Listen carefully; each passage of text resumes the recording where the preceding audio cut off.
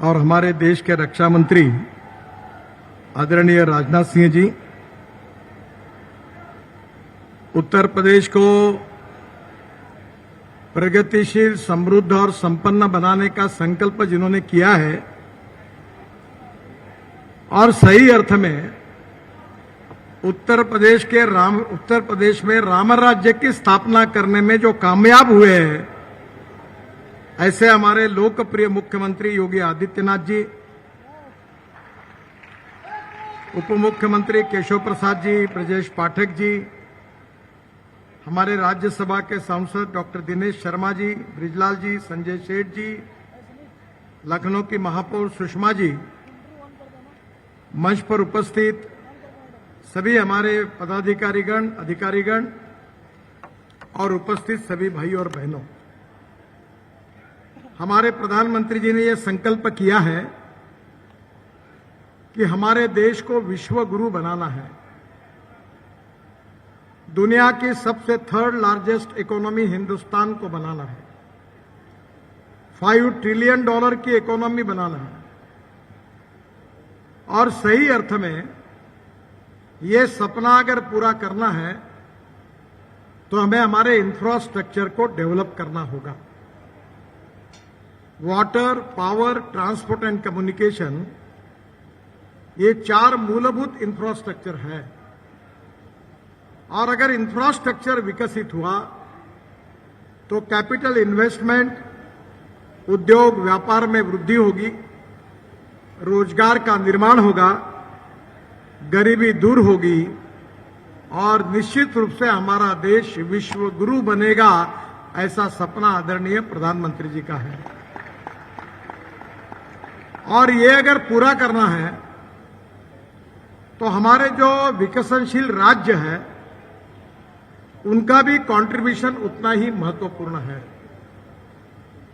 मैं महाराष्ट्र से आता हूं और अभी 8 दिन पहले मैं विदर्भ क्षेत्र से आता हूं। देवेंद्र फडणवीस जी भी और हम दोनों नागपुर के हैं और हमारे यहां हमने अभी एडवांटेज विदर्भ का कार्यक्रम किया था और हमारे रीजन में 9.5 लाख करोड़ की इंडस्ट्रीज आ रही है। और जब मैंने ये देखा कि वहां इतना बड़े प्रमाण पर डेवलपमेंट हो रही है, तब मुझे याद आया कि योगी जी ने जब मुझे बुलाया था तो उत्तर प्रदेश में इन्वेस्टमेंट करने के लिए उन्हें दुनिया से बड़े बड़े उद्योगपतियों को आमंत्रित किया था। और कोई भी उद्योगपति जब आता है तो पहले यह पूछता है कि पावर है क्या, पानी है क्या, रोड की व्यवस्था है क्या। अगर रोड अच्छे नहीं होंगे तो लॉजिस्टिक कॉस्ट बढ़ेगी और लॉजिस्टिक कॉस्ट बढ़ेगी तो कोई आएगा ही नहीं। अमेरिका में और यूरोपियन कंट्री की जो लॉजिस्टिक कॉस्ट है वो 12% है। चाइना में लॉजिस्टिक कॉस्ट 8% है। और हिंदुस्तान का, हम सबका ये दुर्भाग्य है कि इसके पहले, हमारी सरकार आने के पहले, मोदी जी आने के पहले उन सरकारों ने इसके तरफ ध्यान नहीं दिया, जिसके कारण हमारी लॉजिस्टिक कॉस्ट 16% है।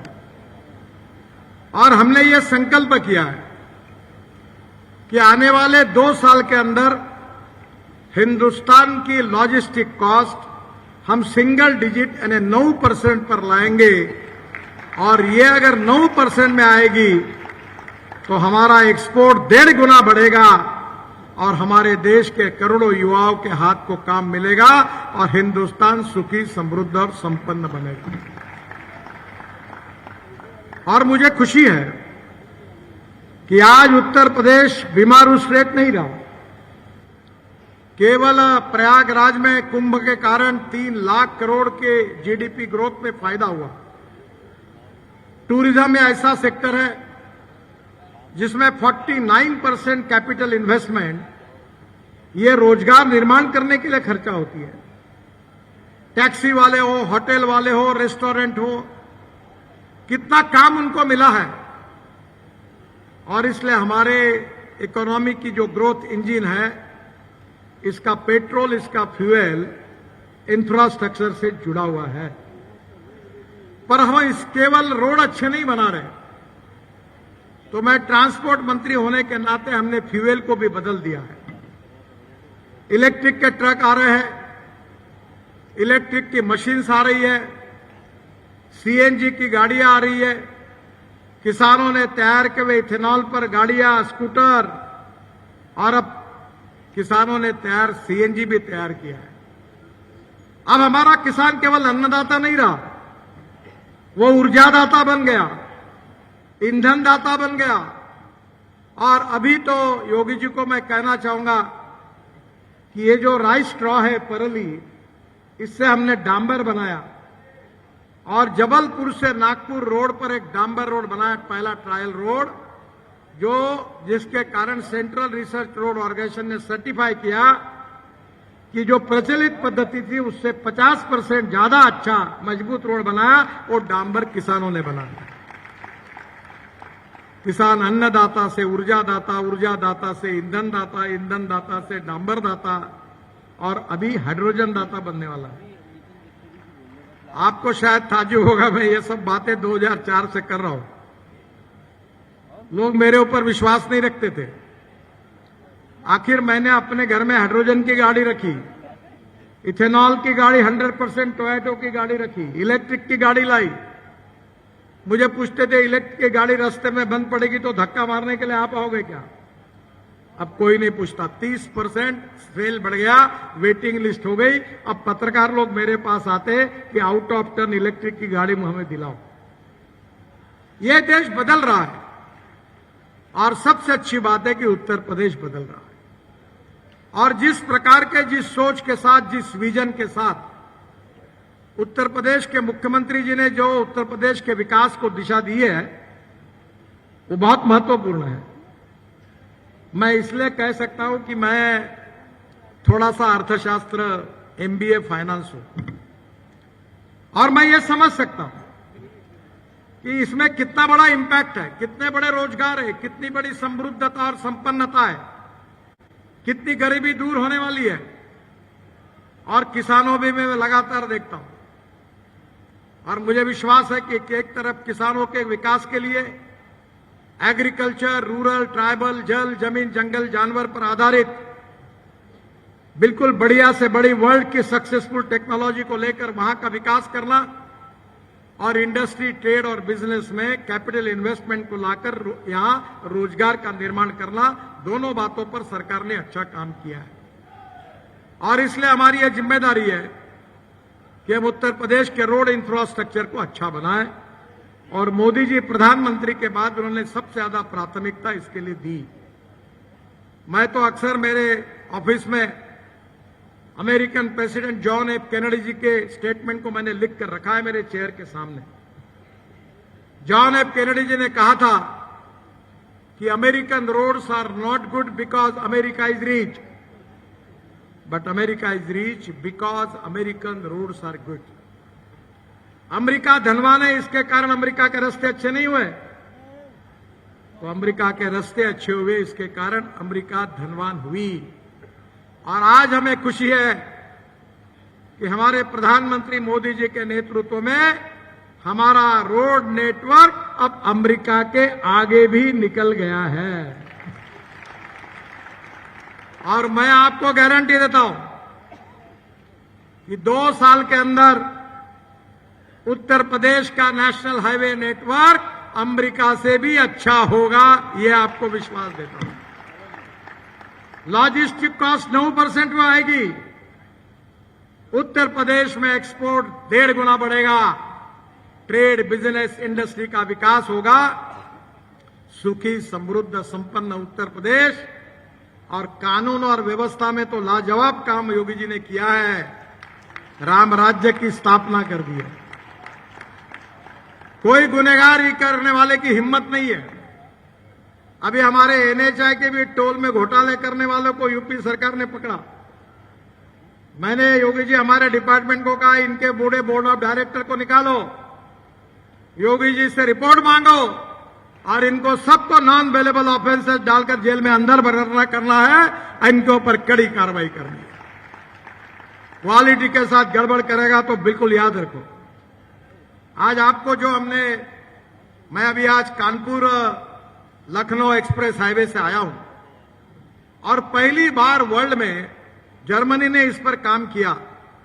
Automated intelligent machine and guided construction, AIMGC, और पहली बार इसका उपयोग कानपुर लखनऊ रोड पर हुआ। कितनी मिट्टी डाली, 1 सेकंड में जितनी डाली उतना तुरंत वो मशीन पे आकर हमारे सैटेलाइट से हमारे ऑफिस में पता चलता।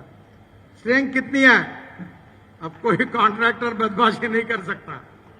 और पहली बार इसका उपयोग होने के कारण मैं गारंटी देता हूं, आज कानपुर लखनऊ हाईवे इतना अच्छा बना हुआ है कि 4 महीने के अंदर उसका उद्घाटन करने के लिए हम प्रधानमंत्री जी को बुलाएंगे।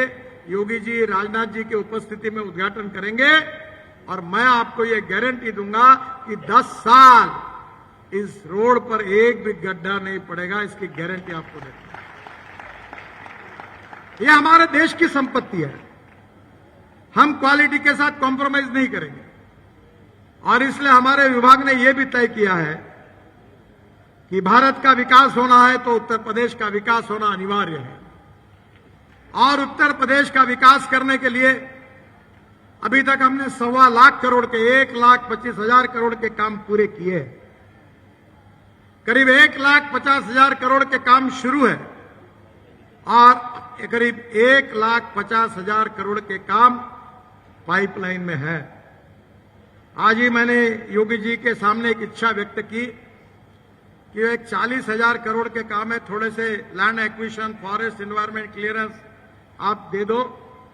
और मेरी इच्छा है कि वाराणसी से कलकत्ता, गोरखपुर से सिलीगुड़ी, दोनों ही रोड की कीमत 70,000 करोड़ है और ये मैंने मंजूर किया। तो करीब 1.25 लाख करोड़, 1.5 लाख करोड़ के काम का भूमि पूजन एक ही दिन करेंगे, ये मैंने उनको आज विश्वास दिलाया। अब मैं जो लाखों करोड़ में बात करता हूं तो आपको लगेगा पैसा कहां से आता है। अब मैं आपको कैसे बता दूं, मैं महाराष्ट्र का हूं, मुंबई में रहता था। अभी मेरे पास एक बड़े उद्योगपति आए, बोले मैंने एक कंपनी बनाई है। बोले आप केवल हमारे एडवाइजरी डायरेक्टर बनके आपका नाम रखो। तो बोले आप बोलो, वो कीमत देता हूं। तो मैंने कहा आप कीमत दोगे और मैं क्यों आपका नाम मुझे दूंगा, मैं तो सरकारी हूं। बोले तुम्हारा फायदा क्या होगा। बोले मेरे शेयर की कीमत 70 रुपए है, तुम्हारा नाम चिपका दूंगा तो मैं 2,000 रुपए का शेयर करूंगा, मेरे पास 18,000 करोड़ रुपए आएंगे। और ऐसे ये मैं तो कभी ये करूंगा नहीं काम। पर जब इनविट मॉडल में NHI में मुंबई स्टॉक एक्सचेंज में हम गए तो 7 दिन का टाइम था और पहले दिन 7 घंटे में 7 टाइम्स ओवर सब्सक्राइब हुआ। बरसात पड़ी पैसे की। हमारे NHI के मेंबर ने फोन किया कि साहब कहाँ हो, मैंने बोला गोवा में हूं। बोले साहब इतने पैसे आ रहे हैं, इतना आ रहे हैं कि आप वापस करने में मुश्किल हो जाएगी। इसको आप आओ मुंबई स्टॉक एक्सचेंज आके 1 घंटा बजाओ, इसको क्लोज करो, नहीं तो पैसा आना रुकेगा नहीं। बोला मुझे टाइम नहीं। तो बोले हजारों करोड़ वापस कैसे करो। आखिर दूसरे दिन मैं गोवा से सुबह आया, बेल बजाई स्टॉक एक्सचेंज में और बॉन्ड इशू क्लोज किया। 7 टाइम्स ओवर सब्सक्राइब। बहनों और भाइयों, इस देश में पैसे की कमी नहीं है। इस देश में देश के लिए ईमानदारी में काम करने वाले नेताओं की कमी है। हम 50 लाख करोड़ रुपए का काम मैं अभी तक कर चुका हूं और इसलिए एक भी काम में कोई तकरार नहीं है और क्वालिटी के साथ भी अब कोई कॉम्प्रोमाइज नहीं होगा।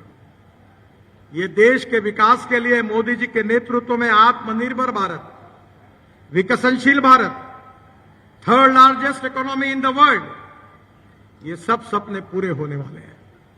हमारा देश विश्व गुरु बनने वाला है। हम 2-4 रहे न रहे तेरा वैभव अमर रहे मां, ये हमारा संस्कार है और यही हमारी प्रेरणा है। और इसलिए योगी जी, मैं हमारे इस रिजिम में अभी 3.5 लाख करोड़ तक तो पहुंच गया हूं। मुझे अब मैं अभी तो मंत्री हूं, आगे भी रहूंगा आपके आशीर्वाद से, मोदी जी के आशीर्वाद से। तो मेरा ये 5 साल पूरा होने के पहले मैं उत्तर प्रदेश को 5 लाख करोड़ के रोड को पूरा करना चाहता हूं।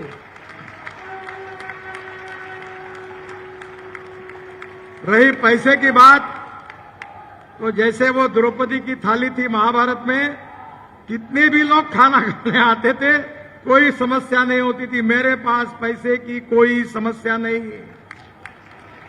आप मांगते मांगते थक जाओगे, पर मैं देते देते मुझे कोई समस्या नहीं है। आप मांगो, केवल मुझे एनएच चाहिए।